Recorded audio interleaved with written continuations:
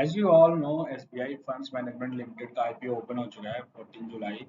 और ये सबसे अवेटेड IPO था अभी तक का, जिसका अनाउंसमेंट सडन हुआ और सडन IPO ओपन हो गया।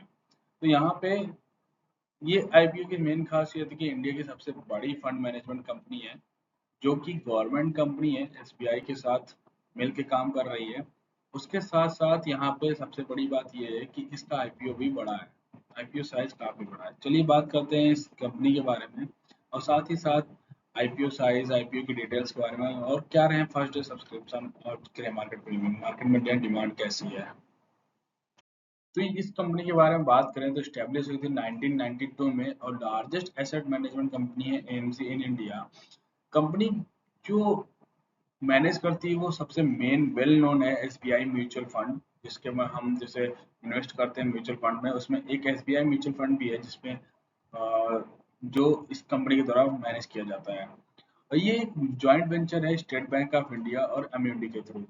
कंपनी ऑफर करती है बहुत सारे प्रोडक्ट्स, मतलब इन द सेंस वो इन्वेस्टमेंट प्लान सर्विसेज हैं, जैसे कि इक्विटी फंड्स में जैसे आप इन्वेस्ट करना चाहते हैं उसमें, डेट फंड में, हाइब्रिड फंड्स में, ETF, exchange trade funds, PMS portfolio management services. ये सारी सर्विसेज प्रोडक्ट्स हैं जहाँ पे कंपनी काम करती है, सर्विस प्रोवाइड करती है और अपने इन्वेस्टमेंट करती है आपके थ्रू, मतलब आप जो पैसा डालते हो उन पैसों को इन इन फील्ड्स में इन्वेस्ट करती है और रिटर्न बना के आपको देती है। कंपनी ने मैनेज किया अराउंड 16.32 लाख करोड़ इन एसेट्स, जो कि इंडिया का 15.5% है इन म्यूचुअल फंड एयूएम में, एसेट अंडर मैनेजमेंट में। अगर बात करें 31 2025 तक, तो कंपनी ने सर्व किया है मोर देन 16.05 मिलियन इन्वेस्टर्स को, जिसमें कि इंडिविजुअल और इंस्टीट्यूशनल्स हैं। यहाँ पे म्यूचुअल फंड्स की बात करें तो mutual fund 126 mutual fund schemes हैं जो कंपनी के द्वारा मैनेज की जा रही हैं, जिसमें बहुत डिफरेंट डिफरेंट कैटेगरीज हैं जो कंपनी मैनेज कर रही है, जिसमें इन्वेस्टमेंट या पैसा बना के दे रही है लोगों को। जैसे कि equity and equity oriented funds जो होते हैं, डेट फंड्स होते हैं, आर्बिट्रेज फंड्स होते हैं, ईटीएफ्स एक्सचेंज ट्रेड फंड्स होते हैं, इंडेक्स फंड हो गए, overseas fund end funds of funds हो गए, लिक्विड एंड ओवरनाइट फंड्स होते हैं।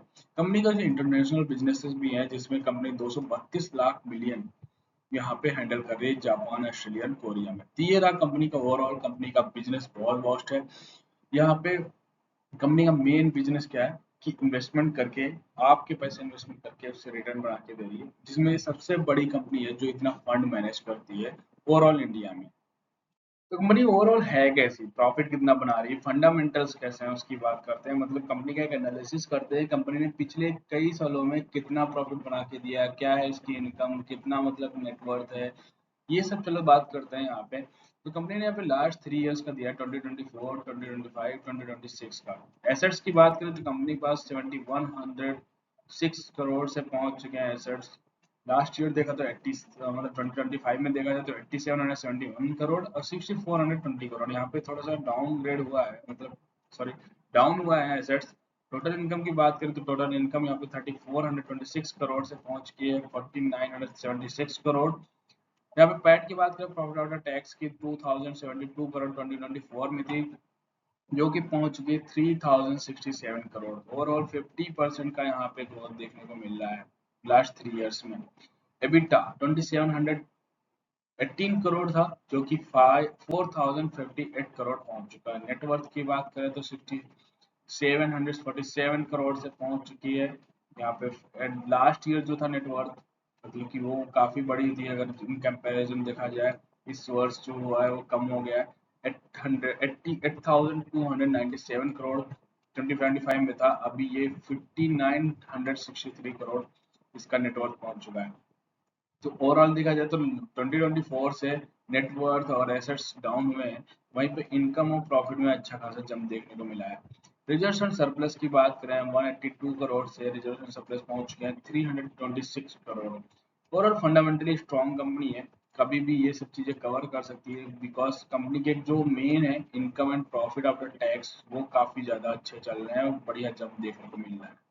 अब अगर कंपनी के जो की पैरामीटर्स हैं उनकी बात करें तो 2026 में ROE रिटर्न ऑन इक्विटी है 43.02%, return on net worth 43.02%, EBITDA जो है 92.46%, प्राइस टू बुक वैल्यू जिस पे शेयर आ रहा है मतलब कि कंपनी अपना लिस्ट कर रही है शेयर वो 19.60, जो बुक वैल्यू काफी ज्यादा है यहाँ पे देखा जाए तो, बट कंपनी अच्छी है ऑन द बेसिस वो बुक वैल्यू मतलब अपना प्राइस मांग रहे हैं। ईपीएस की बात करें 15.06 रुपीज पर शेयर, पी जो है 38.12 है। मतलब इस फील्ड में जितनी भी कंपनियां हैं अप्रोक्स 30 40 50 के आसपास ही ट्रेड कर रही, तो बहुत बढ़िया गैप नहीं मिल पा रहा है यहाँ पे कि आपको लिस्टिंग गेन के चांसेस ज्यादा हों, क्योंकि वैल्यूएशन फिर महंगी हो जाएगी अगर लिस्टिंग गेन के चांसेस होते हैं या लिस्टिंग होती है। तो ऑन द बेसिस ऑफ ये पी रेशियो यहाँ पे कंपनी ने बहुत बढ़िया गैप नहीं दिया है, बहुत ज़्यादा चांसेस नहीं दिए हैं कि कंपनी का लिस्टिंग गेन बहुत अच्छा या बढ़िया जंप कर यहाँ पे लिस्ट हो, जिससे कि इसका वैल्यूएशन कंसर्न जो है वो एक वैल्यूएशन उस रेंज में पहुंच जाए जहाँ पे अदर कंपनियां भी हैं, क्योंकि अगर यहाँ पे होता है तो कंपनी के वैल्यूएशन पे इम्पैक्ट पड़ेगा, कंपनी की वैल्यूएशन काफ़ी ज़्यादा बढ़ जाएगी। प्रमोटर होल्डिंग की बात करें 92%, जो कि पोस्ट टाइप को 89.79% रह जाएगी। मार्केट कैप 1,16,913 करोड़, जो कि एक बड़ी कंपनियों में मतलब कि आप कह सकते हैं निफ्टी 50 निफ्टी 100 के अंदर आ सकती है। चलिए अब बात करते हैं कंपनी के आईपीओ डिटेल्स के बारे में। एक्चुअली हम थोड़ा लेट हैं आज में आ रहे हैं क्योंकि फर्स्ट डे सब्सक्रिप्शन ऑलरेडी हो चुका है। कंपनी का आईपीओ आज ओपन हो चुका है 14 जुलाई, 16 जुलाई को क्लोज होगा, अभी 2 दिन है यहाँ पे। फेस वैल्यू 1 रुपये पर शेयर, प्राइस बैंड है 545 टू 574, 74 जो है वो कट ऑफ प्राइस है, मैक्सिमम वहीं पे अप्लाई करना है। और यहाँ पे देखा जाए लॉट साइज तो 26 शेयर का है। इससे पहले मैंने एक रील जो है अपलोड कर दी थी मॉर्निंग में ही कि आईपीओ आज ओपन हो चुका है, थोड़ी बहुत डिटेल्स में शेयर की थी हमने। अगर आईपीओ साइज की बात करें तो आईपीओ साइज बहुत बड़ा है, 9813 करोड़ का यहाँ पे आईपीओ साइज है, जो कि पूरा का पूरा ऑफर फॉर सेल है क्योंकि प्रमोटर यहाँ अपनी स्टेक जो है सेल कर रहे हैं। अगर बात करें यहाँ पे अलॉटमेंट की, अलॉटमेंट होगा फ्राइडे को 17th ऑफ जुलाई, एंड जो लिस्टिंग होगी वो 21st ऑफ जुलाई होगी। तो यहाँ पे फर्स्ट डे का सब्सक्रिप्शन ओवर हो चुका है और यहाँ पे हम आपको अनअवेयर नहीं रखेंगे कि कितने टाइम्स हो चुका है। यहाँ पे 0.71 टाइम्स सब्सक्राइब हो चुका है ओवरऑल पूरा का पूरा आईपीओ। इसमें क्यूआईबीज ने तो अभी पैसा नहीं लगाया, 0.08 टाइम्स सब्सक्राइब किया। बिग एच स्मॉल एच की बात करें 1.040% टाइम्स, जहाँ पे बिग एच नाइस ने 1.36 टाइम्स और बिग स्मॉल एच नाइस ने 1.46 टाइम्स सब्सक्राइब किया। रिटेल इन्वेस्टर ने अभी पूरा सब्सक्राइब नहीं किया, 0.67 टाइम्स। एम्प्लॉयज ने यहाँ पे 1.03 टाइम्स। शेयर होल्डर क्वार्टर्स में भी यहाँ पे फुल हो गया, 1.04 टाइम्स सब्सक्राइब हो गया। तो कंपनी का आईपीओ बड़ा है जिसकी वजह से यहाँ पे फुली सब्सक्राइब नहीं दिखाई दे रहा है, बट अगर देखा जाए तो बहुत अच्छा खासा पैसा आज लग चुका है पहले दिन ही। तो भाई अगर ग्रे मार्केट प्रीमियम की बात करें, मार्केट में डिमांड कैसी है, तो यहाँ पे ओवरऑल देखा जाए थोड़ा डाउन साइड में देखने को मिला है, 15.51% पर ट्रेड कर रहा है, जबकि यही आईपीओ का जो ग्रे मार्केट में कल था वो 17.42 टाइम्स था, जहाँ पे अगर देखा ओपनिंग के टाइम 14 से 19% तक का जंप दिखा चुका है। अगर सब्सक्रिप्शन अच्छे रहते हैं तो फिर से जंप देखने को मिल सकता है, मार्केट मोड पर भी डिपेंड करता है। ओवरऑल जब भी आईपीओ लगाएं तो अपनी एनालिसिस जरूर करें, एक बार अपने एंड से देखें, प्लस अपने फाइनेंशियल एडवाइजर से जरूर सलाह लें। तो अभी तक अगर आपने चैनल सब्सक्राइब नहीं किया, सब्सक्राइब करिए, शेयर करिए, लाइक करिए, क्योंकि अब अपडेट आने वाली है लगातार।